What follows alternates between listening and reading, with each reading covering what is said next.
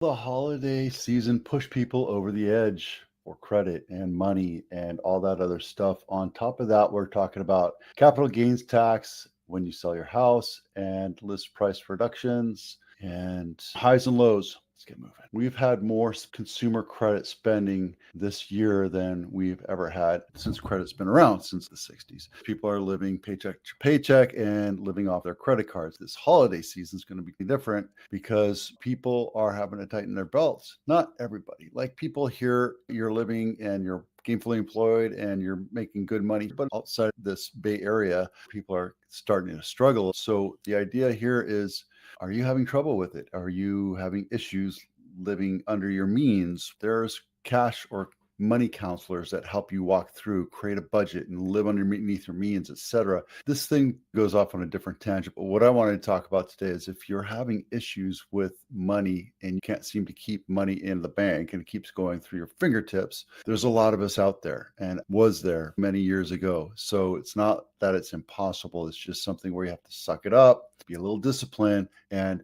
plan for the future and live below your means. If this is a bad Christmas, it's a bad Christmas, but 5 years from now, you're going to be enjoying yourself a whole lot more. So there you go. You want more information, go to the link here or talk to me and I'll put you in touch with somebody local. Capital gains. I get this question all the time. And the truthful answer is I can only point you towards a tax guy. Capital gains is anything that you sell that has a huge amount of money and you have to pay it, whether it's stocks, it's a house, investments, etc. Uncle Sam wants that money. And there's different ways of working around it. There's 1031 exchange, there's REITs, there's all these different things you can do. So make sure that you understand it completely. Now you get a $500,000 tax exemption when you sell your primary residence. If you're a couple, if you're single, it's $250,000. If you've lived in that house and it's been a primary residence for 2 of the last 5 years, and it doesn't have to be consecutive. It could be 6 months, 6 months, 6 months, however you want to do it. As long as you can prove residency for 2 years of the last 5,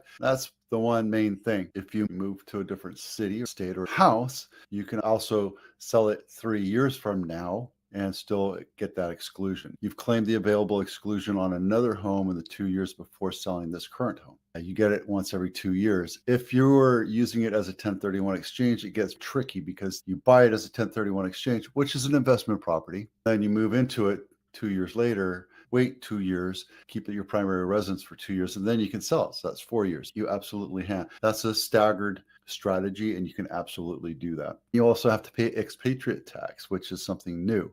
Capital gains is 15 to 20%, depending on your tax bracket. I can't tell you what it is because you have to call and talk to somebody that knows your scenario and is a tax accountant or a tax bookkeeper, licensed tax. There's a lot of different ways to avoid it, but make sure you do it the right way because Uncle Sam will figure it out and come and get you. And if you've gotten away with it, maybe you can call me and brag about it. And then I'll turn you into the, no, I'm kidding. This segment is brought to you by the Home Inspection Checklist. If you're thinking about selling your house, this inspection checklist is what all the inspectors will look at. For the most part, you won't go underneath the house or in the attic, but it allows you to understand what inspectors will look at and you get them fixed before the inspector comes, and it'll make your house look better and your house will sell for a little bit more. What is this one? Los Gatos Home of the Week. This is Via Real Drive in Saratoga, 3-bedroom, 2-bath. Not my listing, 1,800 square feet, built in 1962. It's been on market 158 days because it was listed at $3.5 million,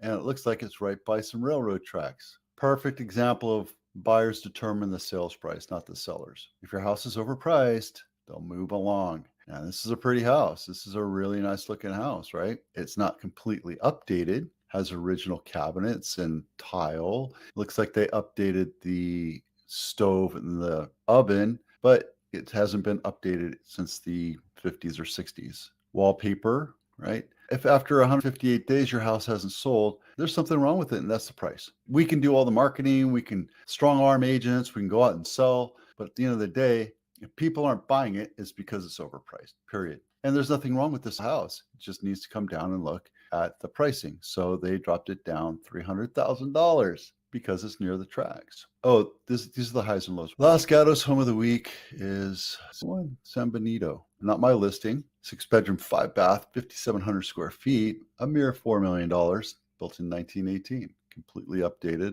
And the reason why I picked it is because it's walking distance to downtown Los Gatos on Santa Cruz Ave. And it's been on market 112 days. Let's see. The original list price is 4.3. Now it's a paltry 4. 106 years old. I don't know if we've looked into this. It's a nice house. Looks like it was updated years ago. I don't know if I'd call that attached. I don't know why we have a little cabin there. Maybe there's an ADU. I didn't look. Yeah, there's 2 apartments. On top of that, you also get to be a landlord with that one. The high sold price is 5.9 and sold 90% of list price. And the lowest sold price sold at $600,000. The actives are still the same from the last couple of months. This one's Hamilton Avenue in Palo Alto. It's 4-bedroom, 3.5 bath, 3,300 square feet. Took 54 days to sell. It was sold, original list price was 6.5, and then it sold for $6 million. There's no pictures to see because they want to have their privacy. Look at this, $600,000. It's amazing.